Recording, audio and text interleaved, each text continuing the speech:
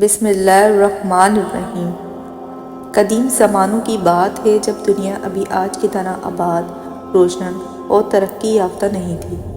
آسمان کے نیچے پھیلی دھرتی پر بے شمار قومیں تھیں، کچھ ہدایت یافتہ، کچھ سرکش اور کچھ ایسی جن کے وجود کا ذکر صرف خوف اور دہشت کی علامت کے طور پر کیا جاتا تھا۔ انہی میں سے ایک قوم تھی یاجوج و ماجوج، ایسی مخلوق جس کے بارے میں لوگ کانپتے ہوئے بات کرتے تھے۔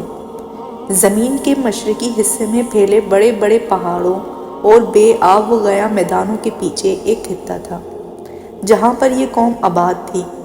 لوگ کہتے تھے کہ وہ دنیا کی باقی قوموں سے بالکل مختلف تھے۔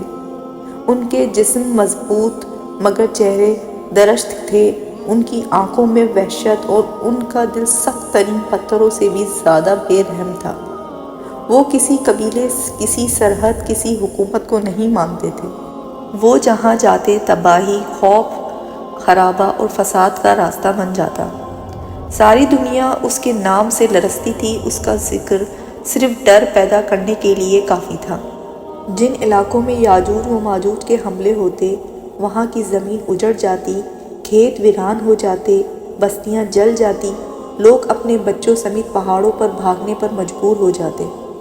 وہ لوگ صرف قتل نہیں کرتے تھے بلکہ ہر چیز کو کھا جاتے، جانور، کھیت، حتیٰ کہ لکڑی اور پتھر بھی۔ وقت کے گزرنے کے ساتھ ان کی دہشت اتنی بڑھ گئی کہ قومیں آپس میں لڑنے کے بجائے ان سے بچنے کا طریقہ ڈھونڈنے لگے۔ لوگ کہتے اگر کوئی ہمیں بچا سکتا ہے تو وہ صرف ایک عظیم بادشاہ ہے، ذوالقرنین۔ ذوالقرنین ایک ایسا بادشاہ تھا جسے اللہ نے علم، حکمت، انصاف اور طاقت عطا کی تھی۔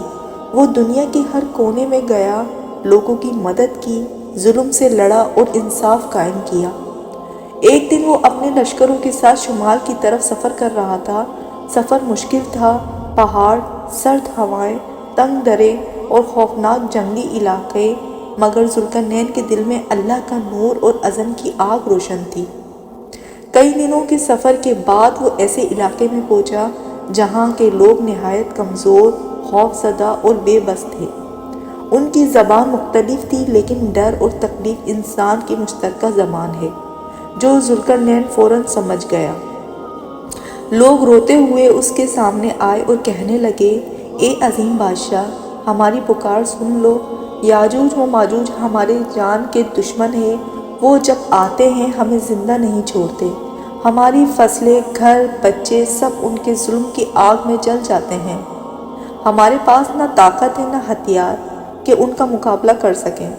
کیا آپ ہمارے لیے ایک دیوار تعمیر کر سکتے ہیں؟ ہم آپ کو مزدوری بھی دیں گے، بس ہمیں بچا لو۔ ذوالقرنین نے اس کی بات سنی، ان کے خوف کو محسوس کیا اور جواب دیا، جو طاقت اللہ نے مجھے دی ہے وہ کافی ہے۔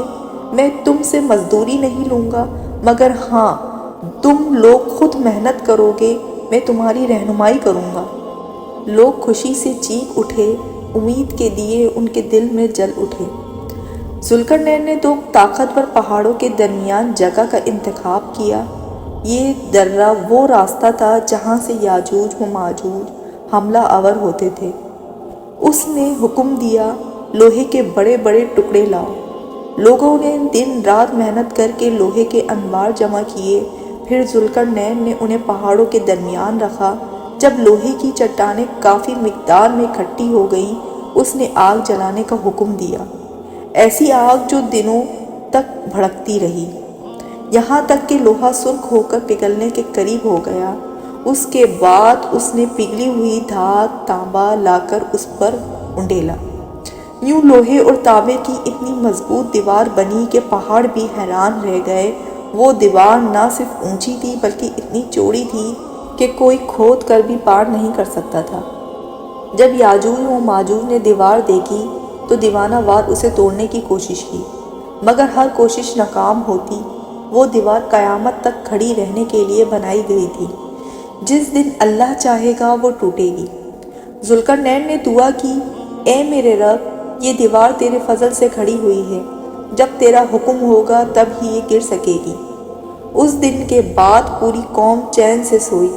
وقت گزرتا گیا، صدیاں بیت گئیں، بہت سی سلطنتیں آئیں، بہاریں آئیں، خزاں آئیں، لیکن یاجوج و ماجوج کی طرف سے کوئی خبر نہ آئی۔ لوگ دیوار کو دیکھتے اور سجدہ شکر بجا لاتے۔ بچے بڑے ہو گئے، مگر ان کے دلوں میں ایک خوف ہمیشہ موجود رہتا کہ کہیں وہ دن نہ آ جائے جب یہ دیوار گر جائے۔ دیوار کے پیچھے یاجوج و ماجوج نسل در نسل بڑھتے رہے۔ ان کی تعداد اتنی زیادہ ہو گئی کہ وہ اپنے ہی علاقے میں سمونے سے قاصر تھے۔ کچھ روایتوں میں آتا ہے کہ وہ ہر روز دیوار کو کھودتے، مگر جب رات ہوتی تو وہ تھک کر سوتے تو اللہ دیوار کو پھر سے مضبوط کر دیتا۔ یوں ان کی کوشش کبھی پوری نہ ہوتی۔ دنیا بدلی، نئی تہذیبیں آئیں، انسان نے آسمانوں کو چھونے والی عمارتیں بنائیں، زمین کے نیچے تک سفر کیا، لیکن یاجوج و ماجوج کی دیوار کے وجود نے ہمیشہ انسانوں کے دل میں خوف کی ہلکی سی لرزش رکھی۔ پھر ایک ایسا وقت آیا جب دنیا میں ظلم اور فساد بڑھنے لگا، قومیں ایک دوسرے سے لڑنے لگیں، حسد، نفرت، جرائم اور گمراہی عام ہونے لگی۔ لوگ اخلاقی طور پر کمزور اور عملی طور پر غافل ہو گئے۔ ایسے ہی زمانے میں احادیث کے مطابق ایک عظیم ہستی زمین پر آتی ہے، حضرت عیسیٰ علیہ السلام۔ وہ دجال کو ختم کرتے ہیں اور دنیا میں امن قائم ہوتا ہے، اور پھر ایک دن اللہ کا حکم ہوتا ہے۔ ایک رات یاجوج و ماجوج دیوار پر جمع ہوتے ہیں۔ آج ان کے دل میں کچھ مختلف ہوتا ہے۔ سب سے بڑا سردار چیختا ہے، آج ہم اسے کل اٹھا کر مکمل کریں گے۔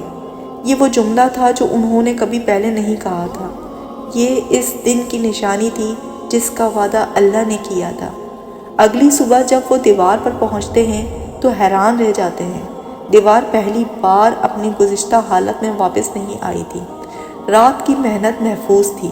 وہ دیوار کو زور سے دھکا دیتے ہیں، چیختے ہیں، ہتھیار مارتے ہیں، اور ایک دل دہلا دینے والی گرج کے ساتھ دیوار ٹوٹ جاتی ہے۔ دروازہ کھل جاتا ہے، زمین کی آخری آزمائش شروع ہونے والی ہوتی ہے۔ جیسے ہی دیوار ٹوٹتی ہے، یاجوج و ماجوج سیلاب کی طرح دنیا میں پھیل جاتے ہیں۔ وہ ہر چیز کو رون ڈالتے ہیں۔ زمین کا ہر حصہ خوف سے لرز اٹھتا ہے۔ لوگ بھاگتے ہیں، چھپتے ہیں، دعائیں مانگتے ہیں۔ یہ وہ وقت ہوتا ہے جب دنیا کی کوئی طاقت ان کا مقابلہ نہیں کر سکتی۔ حضرت عیسیٰ علیہ السلام اور مسلمان پہاڑوں پر پناہ لیتے ہیں۔ یاجوج و ماجوج اتنے طاقتور ہو جاتے ہیں کہ اگر وہ کسی دریا سے گزرتے ہیں تو پانی ختم ہو جاتا ہے۔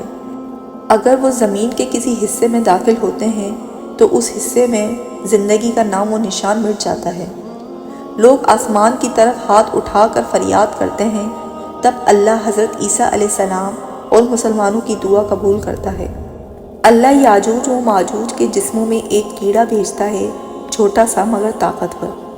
وہ کیڑا ان کی گردنوں میں داخل ہوتا ہے اور وہ سب ایک ہی رات میں مر جاتے ہیں۔ دنیا ایک بار پھر سکون کی سانس لیتی ہے، لیکن ان کی لاشوں کے ڈھیر زمین پر جمع ہو جاتے ہیں، ایسے ڈھیر جن سے پوری دنیا بدبو سے بھر جاتی ہے۔ پھر اللہ ایک پرندہ بھیجتا ہے جو ان لاشوں کو اٹھا کر ایسی جگہ پھینک دیتا ہے جہاں کوئی انسان نہیں رہتا۔ زمین پاک ہو جاتی ہے۔ یاجوج و ماجوج کی کہانی صرف ایک داستان نہیں، یہ انسانوں کے لیے وارننگ ہے۔ یہ بتاتی ہے کہ دنیا میں طاقت، شہرت، علم یا حکومت کچھ بھی ہو، جب اللہ کا حکم آتا ہے تو پہاڑ بھی چٹکیوں میں گر جاتے ہیں۔ ذوالقرنین کی دیوار ہو یا یاجوج و ماجوج کا عروج یا ان کا انجام، سب کچھ اللہ کے اختیار میں ہے۔ یہ کہانی ہمیں یاد دلاتی ہے کہ فساد کی طاقت کتنی بھی عظیم ہو، حق اور اللہ کی قدرت ہمیشہ غالب رہتی ہے۔